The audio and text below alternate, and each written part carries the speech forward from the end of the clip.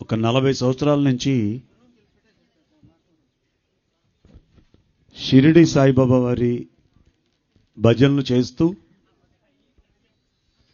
దేవుడంటే విగ్రహాల్లోనూ గుళ్ళల్లోనూ క్యాలెండర్లోనూ మాత్రమే ఉన్నాడు అని అనుకునే సమయంలో పత్రిజీ గారు మా జీవితంలోకి వచ్చిన తర్వాత అర్థమైంది ఏంటంటే భగవంతుడు విగ్రహాలతో పాటు ప్రతి అణువులోనూ ఉన్నాడు. అణువులో ఉండడం కాదు, ముందు నీలోనే ఉన్నాడురా అనే విషయాన్ని తెలుసుకొని అప్పటి నుంచి మరింత క్లారిటీగా క్వాలిటీగా ప్రయాణం సాగుతోంది. రాత్రి చాలామంది టిఫిన్కి వెళ్ళిన తర్వాత మమ్మల్ని కూర్చోబెట్టి ఒక 20 నిమిషాలు ఆనంద్ గారు మెసేజ్తో ధ్యానం చేయించారు. అప్పుడు ఒక మాట అన్నారు, ఎవరు బాధ్యత తీసుకుంటే వాళ్ళకి వరాలు ఇవ్వబడతాయి పైనుండి, దేవతలు రెడీగా ఉన్నారు అని. అందులో నేను కూడా ఒకణ్ణి. ఆ వరాలు ఎలా ఉంటాయంటే మనం ఎదగడానికి ఉంటాయి. మనం వరాలు అనగానే డబ్బుతోటో లేకపోతే మనకుండే ఫెసిలిటీస్ తోటో ముడిపెట్టుకుంటాం. వరాలు అనేవి మనం ఎదగడానికి పనిచేస్తాయి. అలా నా జీవితంలో ఎన్ని వరాలు ప్రసాదించాడు పత్రి మహారాజ్. ఎక్కడో మారుమూల కూర్చొని 2 తాళాలతో భజనలు వేసే నన్ను ఇలా లక్షల మంది ఉన్నటువంటి వేదికల మీద కూర్చోబెట్టి సంగీతనాద ధ్యానం చేసే ఒక పొజిషన్ నాకు ఇవ్వడమే కాక ఇప్పటికీ 23 దేశాల్లో నా సంగీతాన్ని, నా సాయినామాన్ని, నా ధ్యానాన్ని అందించేటటువంటి అవకాశం కూడా నాకు పత్రి మహారాజ్ సదానంద యోగీశ్వరుని యొక్క ఎనర్జీతో మాత్రమే వచ్చింది అని 100% చెప్తాను. నేను బాధ్యత తీసుకోవడం అంటే ఏదైనా నేను రెడీగా ఉన్నాను అనేటటువంటి ఆలోచనతో మనం ఉంటే మనం తీసుకోవసరంలా. మనకున్నటువంటి అర్హతకి ఆ బాధ్యత ప్రకృతి అప్పచెప్తోంది. నాకు ఒకానొక వరం ఏంటంటే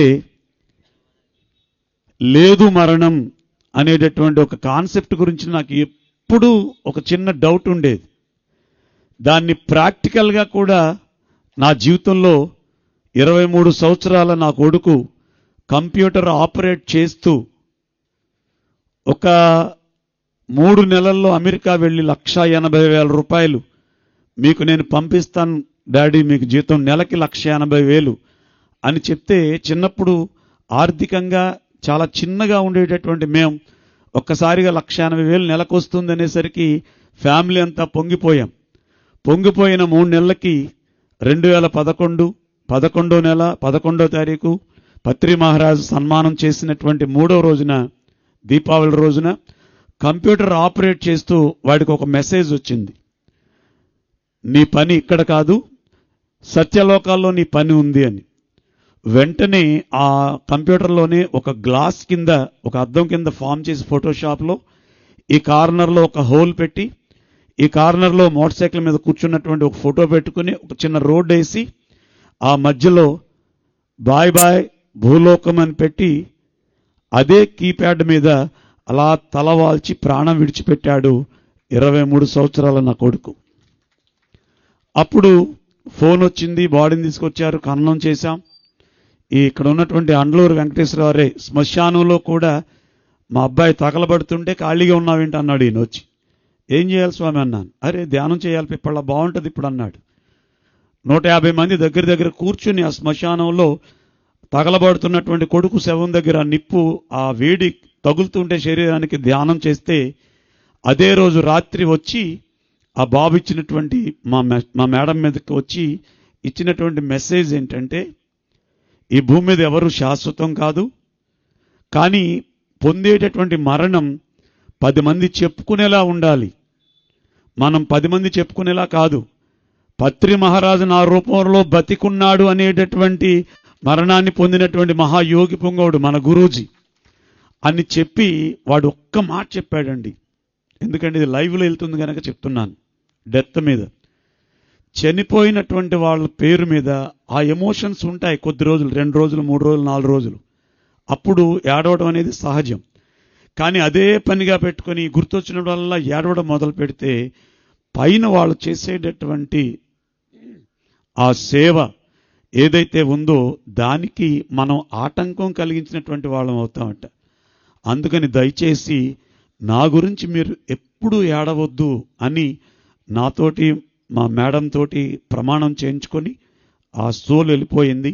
అప్పటి నుంచి మా జీవితంలో వెళుతుంది. ఎటువంటి వెళుతుంటే అది వాడిన వస్తువులన్నీ ఉన్నాయి ఇంట్లో. చూసినప్పుడల్లా అంటే వాడు ఉండి షర్ట్ వేసుకుందిరు కదా, వాడు ఉండి టీ షర్ట్ వేసుకుందిరు కదా అని ఉంటుంది. బట్ వెళితే మాత్రమే దుఃఖం లేదు. దానికి ఏకైక కారణం పిఎస్ఎస్ మూమెంట్, శ్వాస మీద ధ్యాస ధ్యానము. మరి ఎంత గొప్ప ధ్యానాన్ని మనకి అందించి 99% వర్క్ చేశారు పత్రి గారు, 1% మనకు అప్పచెప్పారు. మరి మనం అదే చెయ్యొద్దా? రాత్రి బాధ్యత తీసుకుందామని ఆనంద్ గారు ఒక 6 నెలలు అమెరికాలో ఉన్నాడు. ఈయన ఒక్కరోజు కూడా నిద్రపోయాడో లేదో తెలియదు. ఆయన రోజు వాట్సాప్లో మెసేజ్లు వచ్చాయి, ఆ రాష్ట్రంలో ధ్యానం చెప్పాను, ఈ రాష్ట్రంలో ధ్యానం చెప్పానని. ఈ పిఎస్ఎస్ మూమెంట్ పిఎంసి ఛానల్ వెనకాల కొన్ని వందల వేల లక్షల మంది వర్క్ చేస్తేనే మనం ఇంత లైటింగ్లో ఇంత అద్భుతంగా ఈ కార్యక్రమాలు జరుపుకుంటున్నాం. ప్రతి ఒక్కరూ బాధ్యత తీసుకుందాం. మన బాధ్యతను మనం చక్కగా నిర్వర్తిస్తూ పత్రిజీ ప్రతిరూపమైనటువంటి పిఎంసి ఛానల్ని మనందరం సాకుదాం. ఆనందంగా ఆ నావలో మనం కూడా ప్రయాణం చేద్దాం. Thank you. ఎంత గొప్పదో చూడండి. ఆ మృదంగం, ఆ వయోలిన్ గణేష్ గారి బృందం నాకు టచ్ లేరు. వారు నా టీం వేరే ఉంది. 3 గంటల ధ్యానం అంటే కొంచెం వాళ్ళు సపోర్ట్ చేస్తారు కదని రిక్వెస్ట్ చేస్తే ఎస్ అన్నారు. వాళ్ళు ఉదయం నాకు సపోర్ట్ చేసిన విధానం కళాకారులకు కొంచెం ఈర్ష్య ఉంటుంది, కానీ అటువంటి ఈర్ష్య లేకుండా వాళ్ళు మార్నింగ్ ఎంత గొప్పగా నాకు సపోర్ట్ చేశారో చప్పట్లు కొడదాం. అలాగే భోజనాల దగ్గర నిన్న వేళకోళం ఆడుకున్నాం. సాంబార్లో ఇంత ఉల్లిపాయ నాకు పడింది. నా ఎదురుగుండా వంశీ గారు కూర్చున్నారు. విషయం ఏంటంటే సాంబార్లో ఉల్లిపాయలు అంటే నాకు చాలా ఇష్టం. నా దగ్గరే పడింది. అది వంశీ గారికి ఇష్టం అనుకుంటా, నాకు తెలియదు. ఆయన వచ్చిన సాంబార్ బకెట్ అలా ఎతికాడు ఆయన, కానీ అందులో ఒక్క ఉల్లిపాయ కూడా దొరకలేదు, రేకలు దొరికినాయి.